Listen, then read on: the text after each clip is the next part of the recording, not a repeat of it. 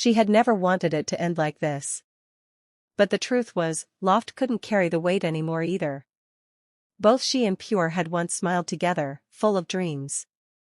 They'd laughed, even if some of those laughs were bittersweet.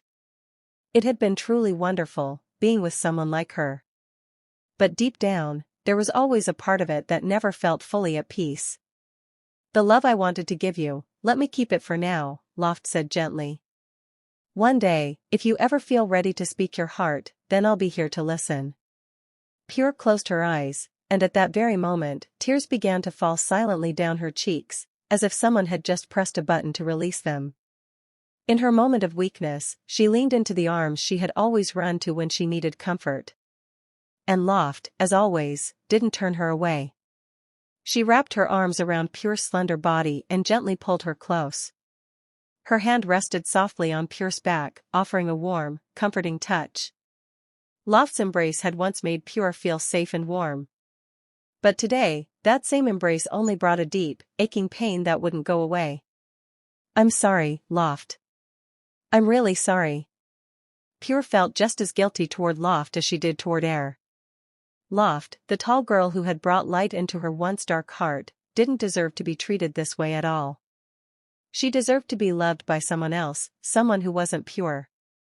Someone who would actually say "I love you," unlike her, who had never once said those words, even though Loft had always shown her love. "It's okay," Loft said softly, resting her head, which reached about Pure's shoulder, as Pure gently stroked her hair. At the same time, Pure, who was holding Loft around the waist, pulled her even closer, while her sobs grew louder too. The beautiful older woman was completely broken, with no sign of healing. Sometimes, Loft couldn't help but wonder, when would someone like her ever truly be happy? From the very first time they met, those eyes already showed deep pain. Her sweet, charming smile often seemed forced. Even in moments when music blasted loudly and colorful lights danced around them, Pure would glance at her ex-lover with a look full of longing and sorrow, silently begging for sympathy. But that person never gave her what she needed in return. Pure remained trapped in that cycle until one day she finally chose someone new. But that someone happened to be Air's younger sister, making it impossible for the talented artist to ever be truly happy. The ties of closeness, trust, and shared history only added to the burden, turning love into something painful and full of conflict. It was only because she was Loft, just that simple, just that unfair. If that woman in her arms had fallen for someone who had no connection or ties to Air, she wouldn't have had to suffer like this.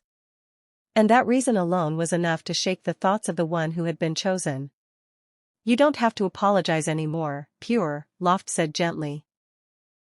But even so, Pure still felt